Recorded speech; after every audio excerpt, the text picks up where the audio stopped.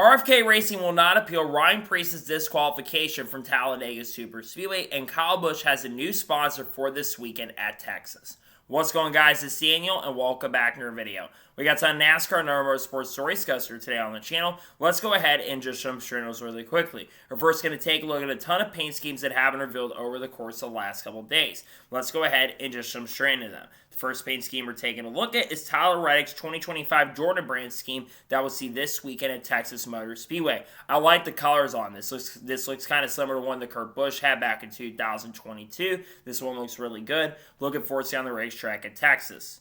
The next paint scheme we're taking a look at is Corey Heim's 2025 Safe Life Foster scheme that we'll see in a ton of races in 2025. I love the cost for this car. I love the blue. I like the white. It looks really awesome. Looking forward to seeing on the racetrack at Texas Motor Speedway.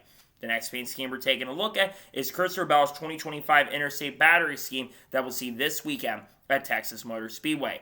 I love this Interstate Batteries car. I like the simplistic look. I like the green. I like the whitish chain it's got on the back of it. It looks really awesome. Looking forward to seeing on the racetrack at Texas. The next paint scheme we're taking a look at is Carson Osbar's 2025 Chili scheme that we'll see in the Truck Series race at Texas. This was very similar to his Cup Series scheme. It does look really good, though. I do like the colors on this one overall, and I do think the Spire knocked this one out of the park. The next paint scheme we're taking a look at is Justin Haley's 2025 Cat's Coffee scheme that we'll see this weekend at Texas Motor Speedway. This kind of looks like the Opta scheme that Justin Haley's had over the course of the last couple of years and Corey LaJoie had a few years ago. It does look alright, though, and I think the color scheme does look solid. The next paint scheme we're taking a look at is Ryan Preece's 2025 Kroger Craft scheme that we'll see this weekend at Texas Motor Speedway. This is one of the better ones I've seen from Ryan Preece so far this year. I think Preece has had some duds early in the year, but this honestly is one of the better ones we've seen so far in 2025. The colors do look really good. We'll see how he can do in this paint scheme. The next paint scheme we're taking a look at is Chase Elliott's 2025 Napa Gold 100th Anniversary scheme that we'll see this weekend at Texas Motor Speedway. They absolutely nailed this one. I love the gold tint toward it. I love the change for the 100th anniversary of Napa Auto Parts. I think this is one of the better ones we've seen for Chase Elliott so far this year. It looks awesome. It looks great. Looking forward to seeing on the racetrack this weekend at Texas. The next paint scheme we're taking a look at is Daniel Hemrick's 2025 Napa Gold 100th Anniversary scheme that we'll see this weekend at Texas. Very similar comments to the Chase Elliott one. This is one I really, really like. I think Napa Auto Parts and over there at McFarland, they knocked this one out of the park. The colors look great. Looking forward to seeing on the racetrack at Texas. The next paint scheme we're taking a look at is Ross Chastain's 2025 Busch Light Apple scheme that we'll see in 3 Cup Series races in 2025. This car is absolutely pretty. The red on it looks fantastic. The sponsorship placement looks incredible. Everything about this car looks really, really awesome. Looking forward to seeing on the racetrack later this year. The next paint scheme we're taking a look at is Cole Custer's 2025 Red Baron car that we'll see this weekend at Texas Motor Speedway. Pretty excited to see the Red Baron is back in the NASCAR Cup Series for the first time since like 2005 or 2006. It looks really awesome, and it's one of the better schemes we've seen so far this year. And the final paint scheme we're taking a look at is Joey Logano's 2025 AAA insurance car that we'll see this weekend at Texas Motor Speedway. I love this a lot. I think that Team Penske did a fantastic job on this car. The scheme looks really solid. The colors look good. Looking forward to seeing on the racetrack this weekend at Texas Motor Speedway.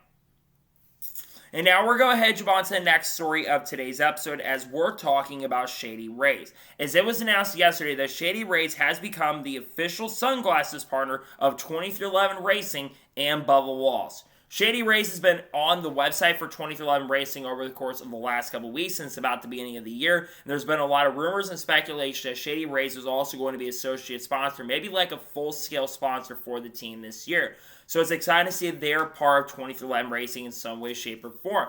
It'd be pretty awesome if eventually we got a Shady Rays car. I'd love to see if Kyle Busch maybe down the road could get a Shady Rays car as well. But I think it's pretty good to see that Shady Rays is going to be involved in the sport in some way, shape, or form. And pretty exciting to see that they will be the official sunglasses partner of 2311 Racing. And that's pretty awesome stuff, in my opinion. And now we're going to head on to the next story of today's episode as we're talking about North Wilkesboro. As yesterday, Jake Garcia and Joey Logano unveiled the pace cars for the AllStar race and the Truck Series races at North Wilkesboro as well.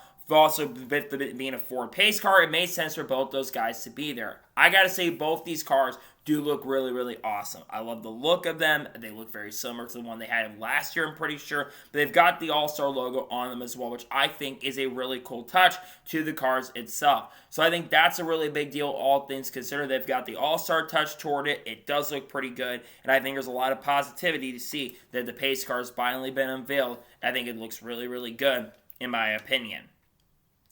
And now we're going to head on to the next story of today's episode as we're talking about Ryan Blaney. As many of you probably saw this on social media over the last couple days, but on Monday, Ryan Blaney was at the WWE event. He actually got shouted out by Pat McAfee on the broadcast as well. We've been seeing a lot of NASCAR drivers that have been crossing over this year with WWE events. I believe William Byron, after he won the 2025 Daytona 500, he actually took, I believe it was AJ Styles, if I'm not mistaken, took him into an event. We saw Kyle Larson earlier this year. He actually did go backstage with Logan Paul, and that post was posted on his page as well. And we also saw last week Chase Briscoe. Now Ryan Blaney, who of course won the championship in 2023, he's now getting involved in some way, shape, or form. So I think it's pretty kind because a lot of the fan base kind of crosses over between the WWE and NASCAR. That fan base crosses over in a pretty big way. So I think that's a pretty big deal, all things considered nonetheless. And I think it's pretty awesome to see that we see more of these NASCAR drivers showing up to these big events. I think that's a pretty incredible deal, in my opinion. And now we're going to jump on to the next story of today's episode as we're talking about Kyle Larson. As with Kyle Larson winning stage number 1 at Talladega Super Speedway, he has now won 67 stages in the stage era of NASCAR Cup racing. With him doing that, he has now won the most stages ever in NASCAR Cup Series history. He was Tyler Marchuk Jr. going into the event of Talladega Super Speedway. He had, of course, dominated the race in Bristol and closed that gap in. Kyle Larson, of course, has been really dominant. We know he won a lot of those in 2021. I believe he's also very close to having 100 across all 3 series because I know he's won a lot of them in the Truck Series. And he's also won some stages in the Xfinity Series as well, including, I believe, winning all 3 stages at Bristol Motor Speedway and winning, I believe, Stage 1 or Stage 2 at Homestead. Larson continues to dominate in a lot of ways throughout the NASCAR Cup Series right now, and he's looking to continue getting close to that 41 total in Cup right now. But I think in the next couple years, he is going to surpass that total of having over 100 wins, 100 stage wins in Cup history, and I think it's very likely he'll have 40 or even maybe 50 Cup Series wins before the end of his career. So I think it's a pretty big deal that this is continuing for Larson, and congrats to him on breaking records. I saw Kyle Busch on the list. I think I saw Chase Elliott was on there as well. I didn't see Bubba Wallace because he hasn't won a lot of stages at this point, but I think it's a big deal nonetheless to see that Kyle Larson continues to break records and gets on the list once again. Pretty exciting stuff, in my opinion. And now we're going to head on to the next story of today's episode as we're talking about Roblox. As reported by Adam Stern last night, that Roblox says it has had over 15 million visitors play the NASCAR roll game on the Roblox page, which about 75 times over the course of the last year or the last couple of years. This is a really, really big deal in my opinion because when you look at Roblox, right? Roblox has a lot of a younger audience, and NASCAR, one of the areas that they're really struggling right now to attract is that younger demographic and crowd. And while probably not every single person who has played on that Roblox page has tuned into a NASCAR race, most people know what NASCAR is. So I think that if we can get that younger audience, I think that is very, very important. We all know NASCAR is a much older demographic and a much older crowd compared to the crowd that kind of was around maybe in the 1980s or 1990s when the crowd was a little bit younger than it is now. If the sport is going to survive long term, you've got to get that younger demographic to get the chance and opportunity to be involved in the sport. So I think that is a really, really big deal that we can get that younger crowd, and hopefully we can get that younger crowd. I get there's other areas we can definitely work to get that younger crowd as well, but I think it's a big deal to try to get that, and I think it's nonetheless a really exciting deal that many people are playing the Roblox game. I think it's a pretty big deal for the sport overall, in my honest opinion. And now we're going to jump on to the next story of today's episode as we're talking about Chili's. As was reported by Adam Stern yesterday, that Breaker International, which owns Chili's, today reported Q3 earnings showing that Chili's same-store sales were up 32% overall over quarter number 2, while their other company, which I think is Little Italy, if I'm not mistaken, only was up 0.4% compared to quarter number 2. That is, I believe, if I'm not mistaken, one of the largest increases for the Chili's brand in the last couple of years. This is a really, really big deal because Chili's obviously does have a pretty big association with NASCAR. I know people get kind of tired of hearing the Ride the Dente commercial, but one big thing we kind of talk about is business to consumer brands. And when you think about Chili's, Chili's is a business-to-consumer brand. You can go out to eat, and you can go get food from Chili's. Whether you love the food or not, that's up to your interpretation. But you always see those Chili's commercials, and they've been getting involved in motorsports a lot more. That's why they've been spending a lot of money on Chili's ads. That's why they do spend a lot of money, because they know they could probably find a way to get those people to be attracted to go out to get food there. So to me, I think this is still a big win for Chili's as a whole, and I think it's pretty big that Brinker International is continuing to grow their branding in the sport, and I think it's pretty exciting that Chili's in some way, shape, or form can get that chance and opportunity to really help the sport grow in its own way. So I think that's a pretty interesting deal. I think it's really interesting stuff to see that Chili's is continuing to grow their branding in motorsports and also continuing to grow in other areas, in my honest opinion. I think that's pretty exciting stuff. And now we're going to head on to the next story of today's episode as we're talking about Kasey Kahne. As it was officially announced yesterday and reported by Bob Pockrass that Kasey Kahne will be the honorary pace car driver for the NASCAR Cup Series race at Texas Motor Speedway. Kasey Kahne, of course, has been getting back involved in the sport in recent years. And we, of course, know he ran the NASCAR Xfinity Series race at Rockingham. Actually qualified very, very well. Showed some really good speed in practice. Had a really good long-run car. But unfortunately, got caught up in an incident early in the race after William Swalch ran the back of Catherine Legge. She went down the racetrack and collected Kasey Kahne, who got a ton of damage. But despite the fact he got a ton of damage on that car, he recovered and got himself a top 15 finish. And realistically did a really good job. Obviously, Kasey Kahne has also expressed some interest in doing some more racing in NASCAR potentially by the end of this year. But it's good to see that he is getting involved in the sport a little bit more frequently. I like seeing that Kasey Kahne is back in the sport because I think him being involved in the sport is really big. So I think seeing him be the honorary pace car driver, I do think is actually a really awesome deal for the sport's opportunity to potentially grow. So I think that's awesome to see Kasey Kahne back, and I know a lot of the Kasey Kahne fans are really happy about this. So pretty cool that he'll get the chance and opportunity to be the honorary pace car driver for the NASCAR Cup Series race at Texas Motor Speedway. Really exciting stuff. And now we're going to head on to the next story of today's episode as we're talking about Lionel. As there was a report by Adam Stern on Monday afternoon that Lionel has announced its halt for availability of new diecast is a temporary measure among tariffs on Chinese imports. And they do plan to start doing a lot of pre-orders in the not-so-distant future. For those who have been seeing the Lionel stuff going on, of course, Lionel does blame the Chinese imports for the increase in prices on their diecast. I think their race win diecast went from like $99 up to like $150 or $160. And of course, you have all the taxes that do come into play with that as well. I said this back then. I do think that the tariffs do have a little bit of involvement, sure, when it comes to the situation of the diecast. But when you have one company that is exclusive home for diecast branding and you don't have another company out there competing against it, your quality of your product tends to go down. And I do think the quality of product from Lionel, from what I know, has been going down in recent years. And I think because they don't really have any competition currently at the moment. If they want to get their product a lot better and if they don't want to have all these DMPs, one, the costs do need to go down drastically. The cost right now for Lionel's products is just not that good at the moment, to be honest. It's a really, really bad product on some of their areas, and I know they've had a lot of issues with production. They've also had a lot of issues in making sure their quality's been good. They've had a lot of quality control issues over there at Lionel, and I think that is a really big problem. That's one step where I think they actually could really, really grow. So I think they've got to get that sorted out as well. But to me, if they can get that sorted out, I think Lionel can put out a good product. The problem is I'm not sure if they're going to be able to produce that good product that's going to make everybody happy. So I think it's definitely interesting for sure that they are finally kind of announcing it's just a temporary measure. I hope it can get resolved very soon so we can have at least a solid and a good enough product for people that want to buy the Lionel stuff. I hope that definitely can improve a little bit going forward. And now we're going to head on to the next story of today's episode as we're talking about Tony Yuri Jr. As it was shockingly reported by the short track scene, I believe Matt Weaver reported this, that it was shockingly announced that Tony Yuri Jr. would be leaving Fury Cars at the end of the year, or effective immediately.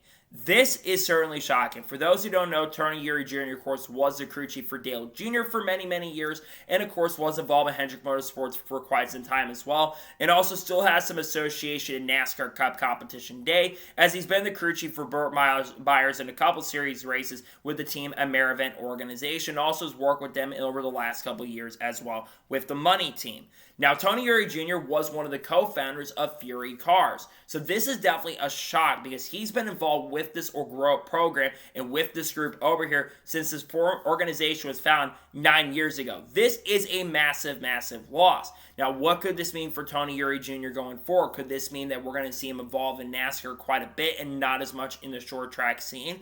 I think that is certainly a possibility, and I think it'd be pretty awesome to see him kind of get back involved in the scene in a big, massive way. Or could this mean he's just retiring altogether? Tony Yuri Jr. is not that old. I think he's only in his early 50s, if I'm not mistaken. So Tony Yuri Jr. can produce actually some decent quality when it comes to cars still to this day. So I think it would definitely be shocking to just go ahead and see him retire at this point from doing stuff involved in the automotive world. I think it'd be pretty cool if he does get to be involved in the world of racing a little bit more, and I hope he does get to do some NASCAR stuff going forward. But to see that he is leaving Fury Cars is definitely a massive shock and a massive surprise to me because he's been involved in this for a long time, been involved in the game for many, many years. So I really hope we do get to see him stick around in the world of racing long term, and it'd be pretty cool to see him get that chance to come back to NASCAR, do some stuff with our team. I know he's still involved with the Team Maravent. We don't know if Burt Myers is making any more starts. We don't know for sure at this time, but I think it'd be cool to see him get involved in NASCAR a little bit more than he's been in recent years and not focus much on the short track scene going forward. And now we're going to head on to the next story of today's episode as we're talking about the Xfinity Series Talladega ratings. Now, we're going to talk about the Cup Series ratings here in just a short little bit. But according to Adam Stern, for the Xfinity Series race and the CW as well, the CW earned 1.26 million viewers on the CW for the Xfinity Series race at Talladega Super Speedway. This is the first time since 2017 the first 11 races in the Xfinity Series have had over 1 million viewers for every single event. That is really, really huge. The one thing about the CW is every single race is on the same network. And having every single race on the same network and not changing to different networks every single week, it seems like that is a really big deal for constant growth of the sport. But the other reason I think the Xfinity Series is growing is because the racing product generally is a lot better on the Xfinity Series side currently at the moment right now when you look at the Cup Series, which, trust me, we're going to get to that here in just a minute. But I think that the Xfinity Series right now when it comes to the racing quality has been good. I think the Super Speedway racing generally been really good for the Xfinity Series at the moment right now. And to me, I just think that seeing that the Xfinity Series is growing and is really the only series that's consistently growing on the ratings department, I think that's a huge deal for the series. So I think that is a big win, all things considered. And I think it's pretty awesome that the Xfinity Series, again, is continuing to grow. I think the product is generally really solid and very fun to watch overall. And I do think it's great to see that the Talladega ratings continue to grow in the NASCAR Xfinity Series right now. I hope that it can continue to grow going forward. And I think seeing almost 1.3, I think it peaked at 1.65 million, I'm pretty sure, which is up there as one of the most watched in one moment for Xfinity in quite some time. I think the Xfinity Series is going to continue to get bigger numbers as time progresses. And I think it's cool to see that those numbers continue to grow in the Xfinity Series currently at this particular moment. And now we're going to head on to the next story of today's episode as we're talking about Larry Mcreynolds. As Larry Mcreynolds announced yesterday that he will be working with Cletus McFarland in some races in 2025. Larry Mcreynolds has done some work with Cletus McFarland in the past when it comes to the Freedom Factory. He's actually in the commentary booth, I believe, for the Freedom Factory races last year, and has done some other work with Cletus McFarland in recent years. Now, he really didn't give entirely exact details on what exactly he is going to be doing with Cletus McFarland. We do know that Cletus is going to be running the ARCA race at Bristol Motor Speedway later this year on September 11th, so could it certainly be getting involved to be the crew chief there, not Greg Biffle. I think that is certainly a possibility. Could this be perhaps for maybe helping Cletus make some starts on the NASCAR side? We know that Cletus is interested in coming back to Talladega later this year. Maybe we are going to see Larry Mcrenolds come in and be the crew chief for Cletus in those select starts in NASCAR. Maybe find a way over at Jordan Anderson Racing on the Chevrolet side. That could certainly be a possibility, even though I do think Jordan Anderson is going to be running that Talladega race at the end of the year, if I'm not mistaken. So maybe we see him do that, because I know that he would absolutely be approved for that. Maybe see Larry McReynolds get involved with the Rhett Jones Racing team and work with them on their Xfinity program. We do know Rhett Jones Racing in the past has expressed interest in coming back and doing some stuff in Xfinity. They were talking about trying to get a full-time driver for 2025. I know they were looking at maybe Haley Deegan perhaps at one point for that. But I think it'd be really pretty cool to see Larry and Cletus work together. I would have to think this does involve the Freedom Factory, but again, we do know that there's a lot of interest for Cletus to do some NASCAR stuff at some point this year. You look at the numbers for when Cletus has been around, and those numbers for ARCA have been up when Cletus has been in. So I really hope we do get to see Cletus McFarland get involved in some way, shape, or form on the NASCAR side. I kind of talked about this yesterday, but he had a really good run despite the fact he had some issues with the car. He did a really good job in that ARCA race. He kept his nose clean for the most part, and I think that him being involved in NASCAR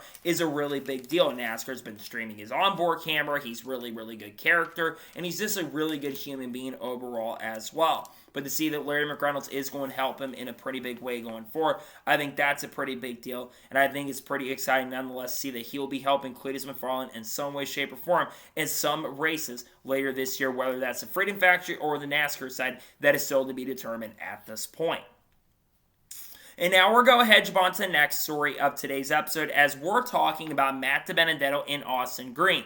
As it was announced yesterday afternoon that Matt DeBenedetto and Austin Green have been docked 20 driver points and owner's points, and have been fined 5 playoff points as well, and also been fined $25,000 yesterday. Now, why were Matt DeBenedetto and Austin Green penalized? Well, according to Bob Hawkins and other reporters in the industry, it was a bumper cover violation that was discovered during pre-qualifying inspection on Friday afternoon. Austin Green, remember, did not make the field for the NASCAR Xfinity Series race at Talladega Superspeedway with Jordan Anderson Racing. He had just missed making the field. So despite the fact he didn't even make the field for the Xfinity Series race at Talladega Superspeedway, because he did fail pre-qualifying inspection, that is going to affect Jordan Anderson Racing, which I would have to think that Jordan Anderson Racing is going to pay that, considering Jeb Burton had a really good run. A lot of money that Jeb Burton probably received from that event is going to be paying into that.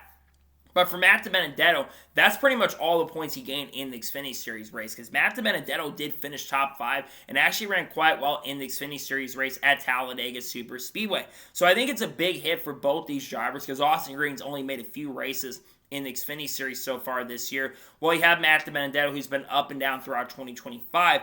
And you got to look at this, too. The more you put these guys in a bigger box to potentially missing, the better chance they are going to be to fail to qualify. Because Austin Green has a lot of starts scheduled. I think he's running this weekend or maybe next weekend in the Xfinity Series. So they've got to get this figured out going forward. Well, Xfinity's actually off next week, so that's not true. But I think Green's running at Charlotte later this year. So they've got to get this sorted out pretty quickly and not lose more owner's points going forward. Now, Matt DeBenedetto's been pretty good at Texas, so he'll probably bounce back and get most of those points back that he lost this weekend, because I think Vikings showed some decent speed at times this year, but they've also had a lot of inconsistency throughout the beginning of the year. But I do feel bad for Matt DeBenedetto and his team in this situation, because, again, Matt DeBenedetto's not the one who works on the car. He's just the one who drives the car currently at the moment. So to me, I do think that it's pretty kind of crazy to see this kind of stuff happening for that program. I think it's kind of wild to see that both got penalized for rear bumper cover violations. I think that's a pretty big story overall for the teams over there, in my honest opinion.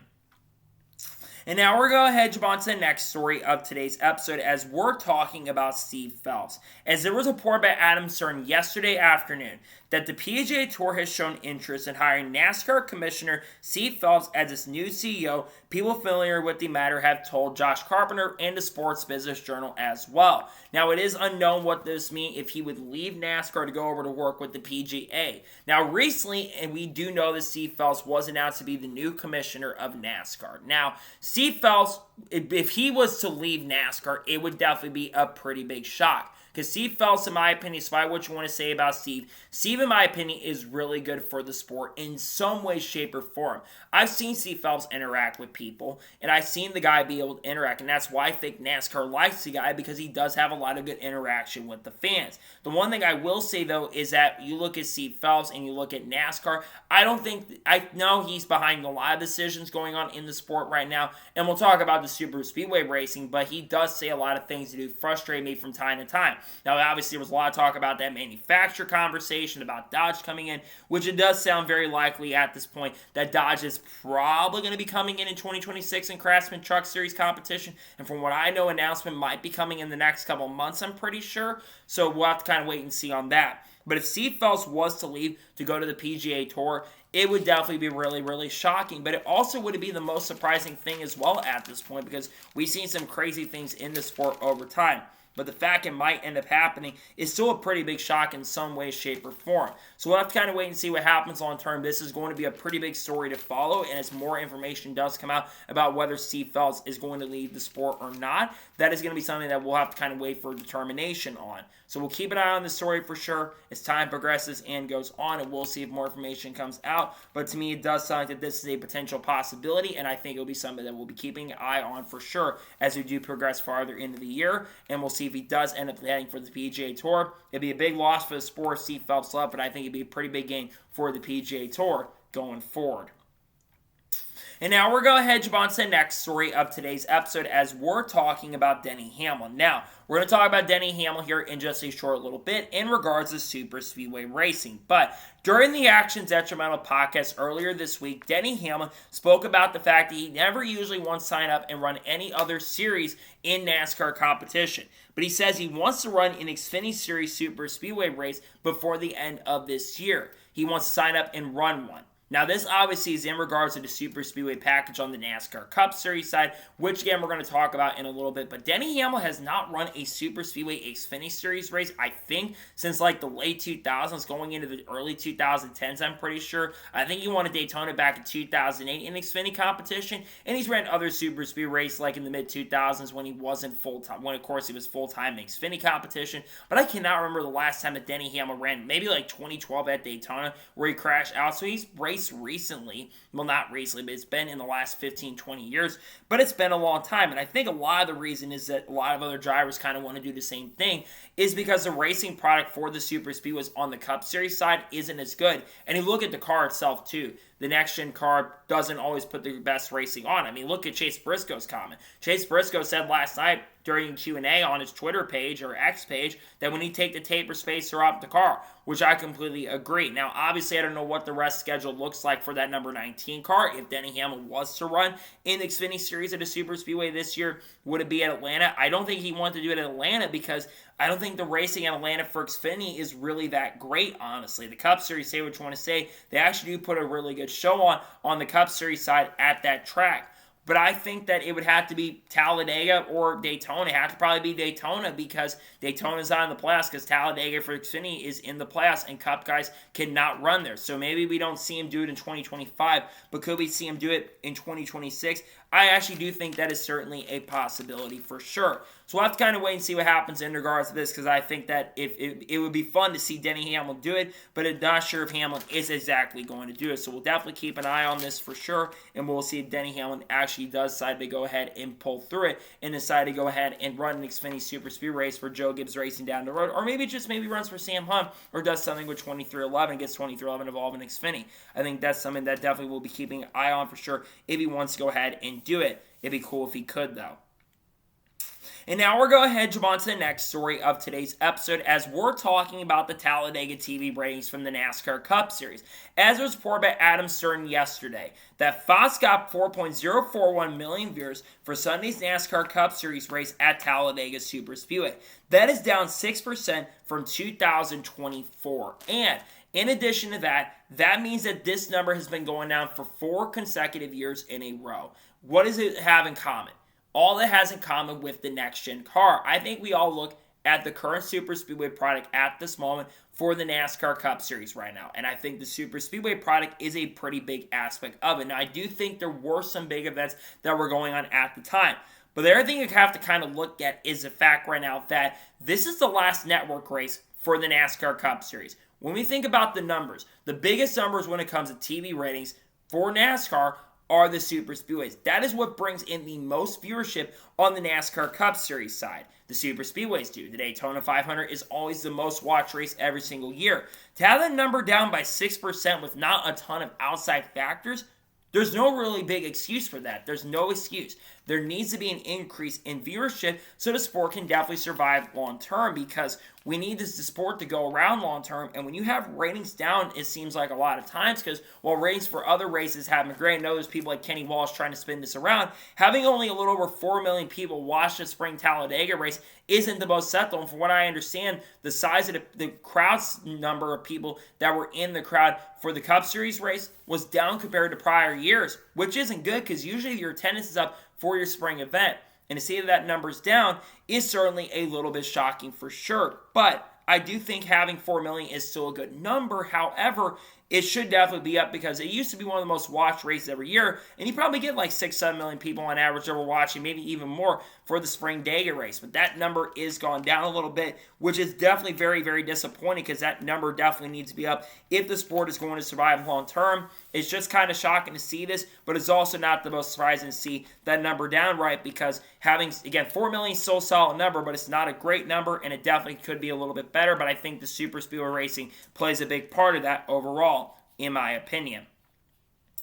And now we're going to head on to the next story of today's episode, as we're talking about Ronnie Childers. Now, we all know that Ronnie Childers, really kind of shockingly in the middle of the week on Wednesday, announced that he would be leaving Spire Motorsports effective immediately and would no longer be the crew chief for Justin Haley. And we've heard Jeff Dickerson's side and the people at Spire Motorsports side on why they decided not to work together going forward.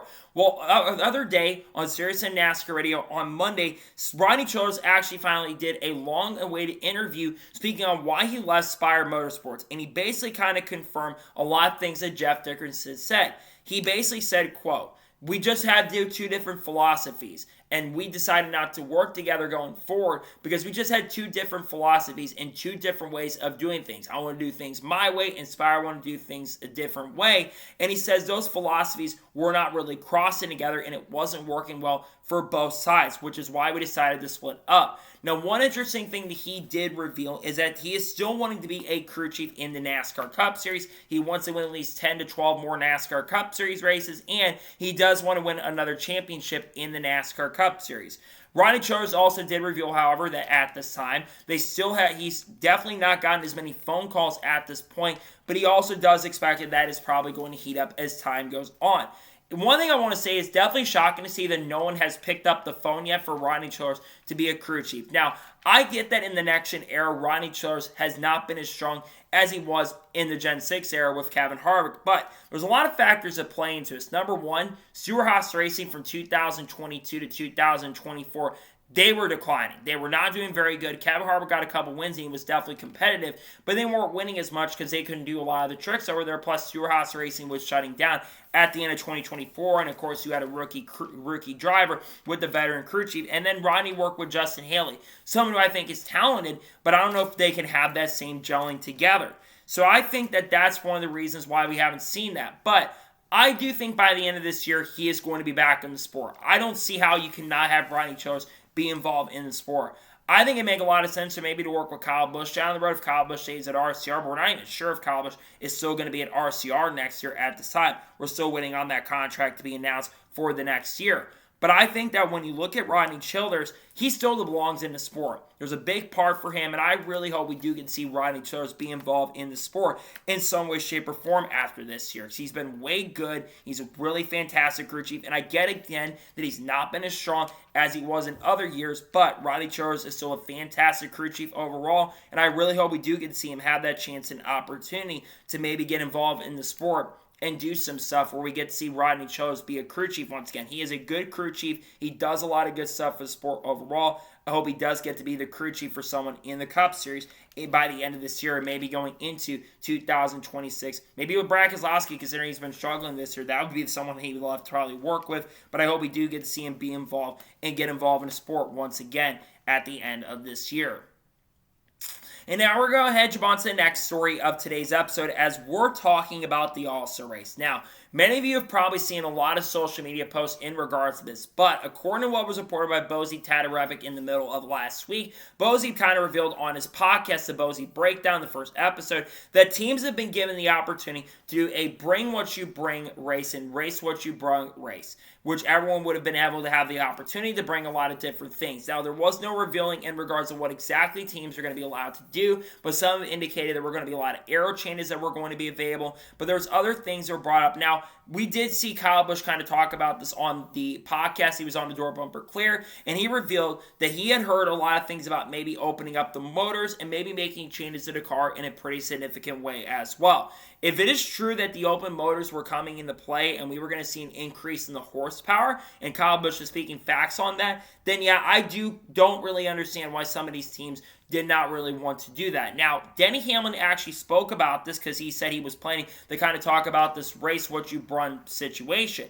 And Denny Hamlin did reveal on his podcast, Actions Detrimental, that he says it would have cost 23XI Racing $2 million for all three cars to run the AllStar race. Now, obviously, when it comes to a lot of the costs and all this stuff, I did say this, that teams really should not be complaining. But I will contradict myself a little bit here because 23XI Racing is one of the two teams that did not sign the charter agreement. And while they are getting some of the charter money, they're not charter teams. So I will cut 23XI front row a little bit slack if they're complaining a little bit about the cost of it. $2 million for $1 million race is still a lot. But if the other teams did deny this opportunity to try to make the racing product a little bit better, then that is really disappointing because we all know right now that the short tracks, and especially the super speedways right now, they're not producing the best racing currently at the moment because I think this car is way too specky, and I think that there have to be changes to the car for the racing product to generally be a little bit better. But the problem is, it seems like there's a lot of other areas that need to be looked at with this car, and I think it would have been awesome to see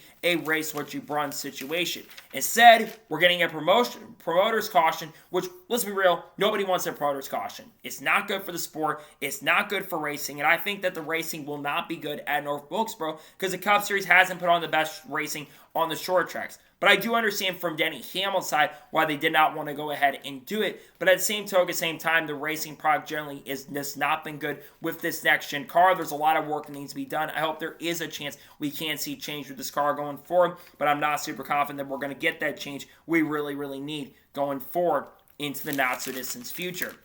We do see some change, though, really soon. And now we're going to head on to the next story of today's episode as we're talking about Rockingham Speedway. Now, it was reported by Adam Stern on Monday early afternoon that Steve O'Donnell told the Observer that he says that the sanctioning body would love to keep Rockingham Speedway as an Xfinity Series and Truck Series stable and maybe bring more Cup Series drivers to race that weekend. So it sounds like currently at the moment that there's no plan, at least for the next couple years, to bring the NASCAR Cup Series and have its own date on the schedule in 2026. Now, he did not mention the possibility of that being maybe an all-star event for 2026, which it could certainly be a possibility of being the all-star race for the 2026 season, but not a points-paying race. Now, obviously, when we talked about this, the event for the first year of Rockingham for the Xfinity Series and Truck Series, it was definitely a really big success for both those series. But there weren't a lot of Cup drivers that were involved in it. But even though there were really no Cup drivers involved in the event, you still had a lot of people that showed up. You did have some Xfinity Series drivers that ran the Truck Series race. Sammy Smith ran the Truck Series race for Spire. I believe also another driver ran that event as well. And they tried to use the stuff they learned from the Truck Series event to go into the NASCAR Xfinity Series event later that day. Now, the other big thing we kind of need to look at is the fact of when this race could happen. If it is the Easter break, like it was this year in 2026, there is a potential possibility that you're going to have a problem of getting Cup Series drivers to go down. If it is the only off week for the series again next year, I don't see many Cup drivers doing it because you're going to have maybe 30, 31 weeks. Because I looked at when Easter is in 2026. It's April 5th and April 6th next year. that is a really early portion of the year, and you're going to be going almost 30, 31 weeks, considering the rumor right now is that Homestead's hosting Championship Week in the first week of November. That means that you're only going to have one off week, and that is going to be a massive disappointment for the series, because I think a lot of people are not going to be excited to have 30, 31 straight weeks of racing. I love racing, but even with the next-gen car right now, with the racing not being overall that fantastic, I don't know if people really enjoy that right now. But to me, I think that it'd be definitely awesome to see Cup Series drivers get involved. I know there's some drivers like Martin Truex Jr. who originally were supposed to run the NASCAR Xfinity Series race at Rockingham. That did not happen. We know Truex is still interested in maybe making some more starts in Cup, and maybe he could run some Xfinity Series races down the road as well. He's only made one start in Cup this year, that of course being the Daytona 500. But for me, I do think that there could maybe be some change, maybe with the racing product. Well, not the racing product, but I think the Xfinity Series and Truck put on a good show. I just don't think if you brought the Cup Series here at the moment, that the racing product be really, really good. Maybe I'll be wrong. We can get a better racing product for the Cup Series down the road, but I don't know if Cup Series drivers are going to want to do it if it's just during the one off week of Easter. That's going to be the big problem, is if it is the Easter weekend like I think it's going to be, you're not going to have Cup drivers that are going to be interested in running, because that's going to be the only off week for the series, which I think definitely will affect the opportunity for that series to get Cup guys down there going forward into the future. I'd love to see more Cup guys run, but I'm not sure you're going to see people like Chase Elliott, Bubba Wallace, Kyle Larson, Kyle Busch, any of those guys do it, if, of course, it is the only off week going forward. And now we're going to jump on to the next story of today's episode, as we're talking about Joey Logano and Chipper Jones. Now, if you've been on Twitter over the course of the last couple of days, you've probably seen a lot of the back and forth between Chipper Jones and Joey Logano. So this kind of stemmed from what happened on the radio during the NASCAR Cup Series race at Talladega Superspeedway. Joey Logano, after not getting pushed by Austin Cindric, who actually went on to win the Cup Series race at Talladega at the end of stage number 2. Joey Logano went on a pretty massive rant against Austin Cindric, said a bunch of curse words, say, way to go, you stupid little, all that kind of stuff. And a lot of people saw that and were like, dang, Joey, you need to chill. Well, Chipper Jones, who is an MLB Hall of Famer and one of the greatest players in MLB history, who's also been a NASCAR fan for a very, very long time, and who's had a really good friendship with a lot of people in the industry for many, many years, he actually chimed in and started calling out Joe Logano on his Twitter page, but basically kind of calling him a not good teammate, kind of talked about like all the teams like RCR and Penske, and was basically calling him out on Twitter. Then when Joey Logano basically was in an interview, I believe it was by Josh Sims or Regan Smith during the Cup Series race, he continued on by basically calling him out once again, by basically saying, man, couldn't even thank his teammate, congratulate him on winning, and he basically said at least he admitted that he's very selfish. And then when Joe Logano got disqualified, Chipper Jones went, my day just got a little bit better. Well, we actually saw Joey Logano respond to these comments at North Wilkesboro yesterday, and basically Joey Logano said that he thought that Chipper Jones would be a lot more professional, and he said that this guy has never driven a race car in his life, so he basically shouldn't comment, is what he basically saying, that he's never driven a race car in his life, so he does not know what's going on. Is it true that Chipper Jones has never driven a race car? Yes, but I think this response from Joey Logano is very, very childish in my opinion, saying that just because the guy has never driven a race car, and just because Chipper Jones has not driven a race car before, doesn't mean that he doesn't know how to be a good teammate. Now, Logano did reveal that Cindric hasn't helped him before, but when we look at the context of the situation, Cindric was getting pushed from behind.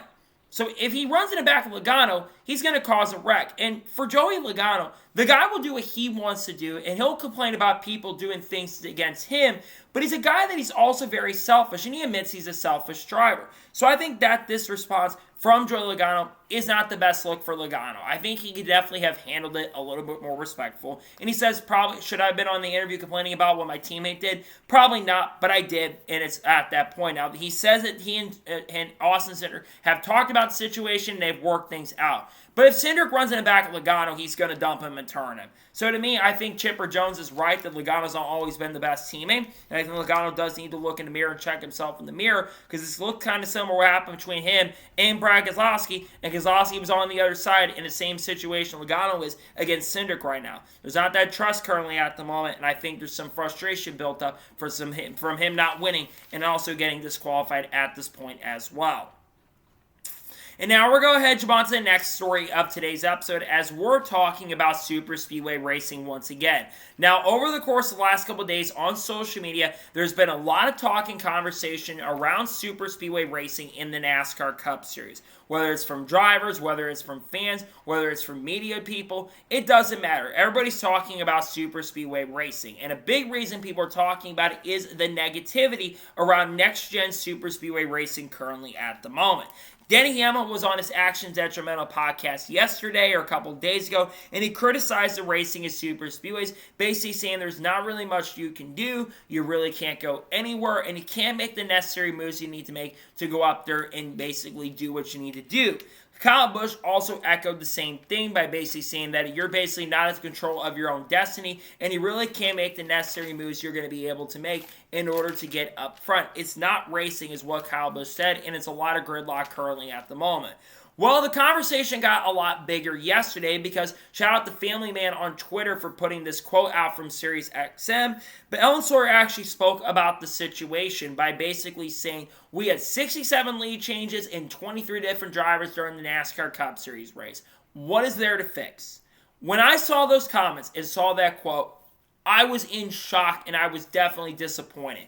We've seen from time to time the higher-ups in the sport and the execs in the sport actually say, we can strive to be better. We can do to be better. When I saw those comments from Ellen Sawyer, this is not the way you need to respond. I get that on state-run media, Ellen Sawyer is not going to go and criticize the Super Speedway racing. He's just not going to do that. I think we all know that at this point. But the fact that he basically chose to handle it this way is not the way to go at it. We have a big problem with Super Speedway racing because when you look at a lead change, this is how they're changing a lead, folks. They're doing it like this. They're doing it exactly like this. They're not basically doing it because they're fuel saving. So again, 4 wide does look cool. I gotta admit, it does look cool. But when you look at under the surface, it then becomes not as impressive. Again, 4 wide is cool and all, but if it's not happening because of other reasons, then it doesn't look always the best. There's actually under surface things that do need to be looked at. And the reason we see so much of this is because of the drag. And if they don't feel safe, you've got gridlock going on. The drivers cannot make the necessary moves. That 88 lead change race, oh yeah, that basically happened for certain reasons, right? Then when you have the opportunity to make the moves you need to make. But the problem is, these drivers cannot make the necessary moves. We have a big problem with this next-gen car. The Super Speedway racing right now is just not good, and the short track product, too, is not good currently at the moment. We need to get the drag out of these cars. That's the big thing I've said multiple times on this channel, is we need to get the drag out of these cars. We need to get the racing better, because the two types of racing that fans enjoy are Super Speedways and short tracks. It's your two biggest bread and butter types of tracks for NASCAR that associate NASCAR different from other types of series right now. And if you can't get that figured out, you're going to lose a lot of your hardcore fans. You might attract some of those newer fans, sure, but you're going to lose a lot of those hardcore fans. So NASCAR needs to try to get those hardcore fans to stick around long term, because otherwise they're going to jump ship and they're going to go do something else. I think those comments were frustrating me from Ellen Sawyer because we can do better as a sport, and they know they can do better. That's what frustrates me and pisses me off so much, is the fact that us fans have been saying the same thing time and time again for the longest time. And it feels like they're sitting in the sand. The numbers are going to continue to drop, and people are just going to stop watching if things don't change. NASCAR's got a lot of work that needs to be done with this next-gen car, and I'm not sure if NASCAR is going to be willing to make the necessary moves to make this car better. The fact that Ellen Sawyer and the higher-ups are thinking, oh, we had a lot of lead changes, so that means that the racing was great. Okay, these guys can't make the necessary moves they need to make to try to get to the front. So I think there's a lot of changes that do need to be made. I hope there are those necessary changes can be made so the racing product can get better going forward. That's why I think the racing product is not that good for NASCAR at this particular moment. And point, hope it does get better, but I'm not sure if it is going to get better going forward. And now we're going to jump on to the first of two major stories in today's episode as we're talking about Kyle Busch. As it was officially reported on the entry list earlier this week that Kyle Busch does have a new sponsor for this weekend at Texas Motor Speedway, and that, of course, is going to be 7-Eleven. Now, We kind of talked about this on the channel, I believe it was about a week or 2 weeks ago, that Kyle Busch was going to have some new sponsors for the 2025 season. We actually saw one of those on the car, that being NegoKick.com. They sponsored a Talladega. We're not exactly sure when the car will be back on the track in 2025, but maybe it's an unlucky car at this point, considering he crashed at Talladega and did finish outside the top 20 with it after getting speeding penalties near the end of the event. But it's not the first gas station chain we have seen Kyle Busch have sponsored. I believe Quick Trip, the Q1 and the K1 as well, have sponsored Kyle Busch so far in the last couple of years. And I believe Casey's General Store has had some sponsorship. So I think it's a B2B deal. But it's still a big deal because 7-Eleven has not been involved in NASCAR in a very, very long time. The last time 7-Eleven was involved in NASCAR in some way, shape, or form, God, what was it, like 2000, the early 2000s, I'm pretty sure. Maybe back in the 1980s when Kyle Petty was sponsored. Maybe back when you saw it on the Quaker State car, the 26 machine. I think it's been a long time since we've seen 7-Eleven get involved in a sport in some way, shape, or form. So I think that is a really big deal. And I think that's a big deal too, because one of the reasons Kyle Busch, we all know, left Joe Gibbs Racing, right, is because of the fact that he lost big sponsorship from M&M's at the end of 2022. M&M's announced they'd be leaving in 2021. They announced they'd be leaving at the end of 2022. And we know that Joe Gibbs Racing was trying to pick up a pretty big sponsor for Kyle Busch for 2023. So we could say they were looking at Oracle. Oracle, of course, decided to go and work with Red Bull Racing and work with them very, very closely. And they still have big association with them to this day. And they're still going to be associated with them going into 2026, and I believe for the next couple years as well. But Joe Gibbs Racing was trying to pick up that sponsorship, but they saw a lot more return investment in Formula One compared to working with NASCAR at the particular moment right now. So I think that's a big deal. And I think that is going to be a pretty big deal for Kyle Busch when it comes to this silly season. We all know Kyle Busch right now is in a contract year with Richard Childress Racing. We've been seeing it happen. We've seen Austin Hill make some Cup Series starts this year, and Jesse Love is actually running 2 more Cup Series races, including this weekend at Texas Motor Speedway. The team has to get better over there at Rich Childress Racing. The one thing they've been able to do, in my opinion, a really good job on is getting those sponsors that they necessarily need and then keeping those sponsors around. But they have lost some sponsorship and replaced it. 3G, of course, is no longer sponsoring Kyle Busch this year. And then, of course, another big company, we thought maybe another company like Zone was going to be back, but, of course, Zone did return for the season. But we've seen some of those companies kind of leave the team. We've seen Cheddar's on the car, I believe, a little bit less in recent years. And I do think that it is because maybe Kyle Busch isn't as much return on investment. I'm not really sure. But for Kyle Busch, this is a contract year for him. And I think a lot of people like myself do think there is a very likely chance he is going to stay with RCR. But the equipment does have to run really well. And I do think that they've been running better. Kyle Busch, despite the fact that, RCR is not as strong, Kyle Busch has generally been having a better season compared to last year. Now, he did have about this many top 10s as he did last year at this time. And then, of course, a lot of the climbs started happening behind the scenes for the program. But we are going to track for Kyle Busch where he's been a little hit or miss. RCR, though, did win here 3 years ago, so that definitely could help him. And, of course, we do have Kansas where Kyle Busch almost won last year, so I think it'll be a factor there for the victory. But I think for Kyle Busch, what other options are out there on the table? That's the one thing I look at is you got to look at the options that are on the table right now, and I just don't know if there's a lot of really good options outside of RCR currently at the moment. That's why I've predicted that he's going to stay with RCR next year, because I just don't see him leaving RCR currently at the moment, not with the opportunities. I thought maybe if Denny Hamlin retired at the end of the year, he'd go back over to Joe Gibbs Racing, but I don't know if there's any animosity toward Joe Gibbs at the moment. I'm just not sure what else is going on over there right now. So we'll have to kind of wait and see what happens with Kyle Busch, but the big news is he does have a new sponsor, and it's pretty cool to see that 7-Eleven's back. We've seen other big companies, of course, like Amazon Prime come into sport in recent years. We've seen Prime associated with Kyle Larson, of course, KSI Logan Paul's company, which we could see a sponsored car at some point for that. We've, of course, seen other companies like Hooters leave, but we've seen 7-Eleven come in now, and I think it's in Red Baron too, and they decided to see a new sponsor back in the sport for Kyle Busch this year.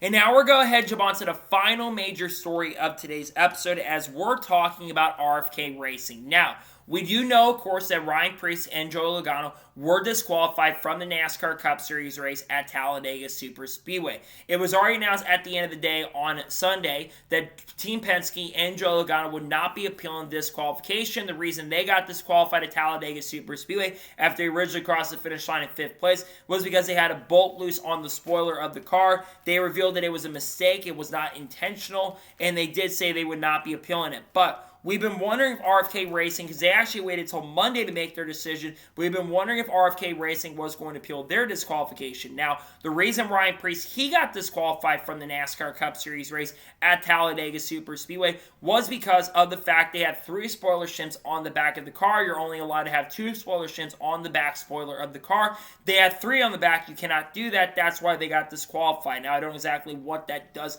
to make it better, but it did hurt because Ryan Preece is technically 22 1,000 of a second behind, and because of how close we was, we thought there may be a chance and opportunity that, unlike Team Penske, we thought maybe RFK would appeal it. Well, it was announced on Monday afternoon that RFK Racing will not be appealing the disqualification for Ryan Preece and from what happened at Talladega Superspeedway. They revealed that basically it was unintentional, like Team Penske said, but it was said it was a mistake on their part, and they do take full responsibility, and they do accept NASCAR's penalties. So, unlike the situation with Jesse Love, where they actually appealed their winning disqualification from Rockingham, there will not be any disqualification appeals heard later this week, which honestly is kind of a positive with all the chaos that's been going on there. Now, I do feel bad for Ryan Preece and Joey Logano in these situations, right? Because both ran really good races. Joey Logano led a ton of laps in the NASCAR Cup Series race at Talladega Superspeedway. And I do get a lot of people going to say that it is karma for Joey Logano complaining against his teammate Austin Cindric, who inevitably did end up winning the Cup Series event. But for Logano, that was going to be his first top 5 finish of the year. This had been the deepest into a season until this qualification that we had seen a champion since, I believe, 1951 get their first top 5 finish of the year. That was almost 75 years ago at this point. So it's why Logano didn't have a top 5 at the time. And we thought he had a top 5. But it turned out not to be the case, and he didn't get a top 5. And for Ryan Preece had crossed the line in second, and for Preece was so close to getting that first win. And Ryan Preece, in my opinion, has been generally really fast with the RFK Racing team. And I feel bad for him because Ryan Preece hasn't always had the best of luck on the racetrack. The guy, in my opinion, is a very, very talented race car driver who I think has earned a right. And he had basically gotten all 4 wheels on the ground. The guy's been like a flipping machine at the super speedways. You go back to Daytona in 2023, and you go back to Daytona for the 500 earlier this year. The guy's flipped multiple times at these super speedways, and they've been really, really hard hits. He actually, for once, got to stay on the ground and not get hurt in a crash, but it doesn't really matter at this point anyways because he got disqualified. So instead of finishing, in second position, he finishes in 38th and gets no points as well. And it was also a really bad day for RFK Racing considering if you combine all the points they earned, they got 5 points for all 3 cars. Ouch, not a great day for RFK Racing. Now, what does it mean for the playoff situation? For Logano, he drops, I believe, from 10th originally in the regular season standings down to about 12th or 13th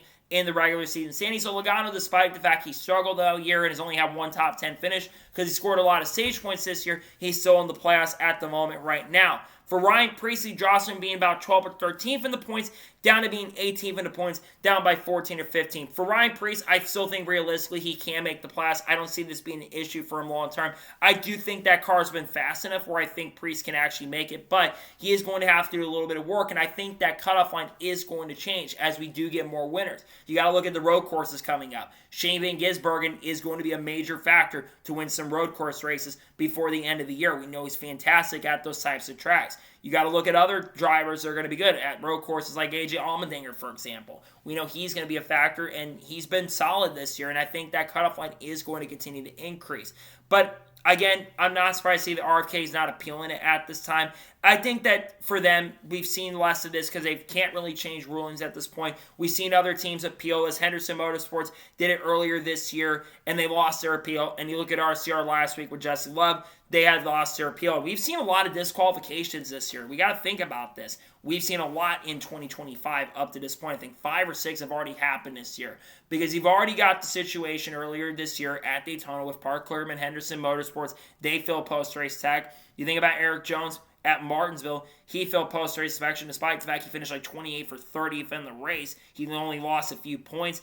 Then you think about Rockingham with Jesse Love and Justin Bonsignor with the lug nuts, and now you've had 6 disqualifications. We are almost at a record in the Cup Series for disqualifications this year. So I think the teams are trying to find new ways to make their cars faster, and I think it's costing these teams in a pretty big way as well. But I'm also not surprised or shocked to see teams trying to push the limit and make moves. Now we've got to hope in week 3 we cannot have any disqualifications, because it seems like every week we're going to have a disqualification video on this channel if we do see more of those. So we'll keep an eye on this as time goes on, but I'm not surprised to see that RFK is not appealing the disqualification at this time. So, that is going to be today's long NASCAR news and motorsports news episode. I want to thank you guys for watching. Please subscribe to the channel, notifications on, so if I win a video, it does go live on my channel. Follow me on Twitter, Facebook, and Instagram, and support me on Patreon as well. List description below that, and comment your thoughts below on today's episode. What are your thoughts about RFK racing not appealing disqualification? Let me know your thoughts in the comments below. And what are your thoughts about Kyle Busch getting a new sponsor for this weekend at Texas? Let me know your thoughts in the comments below.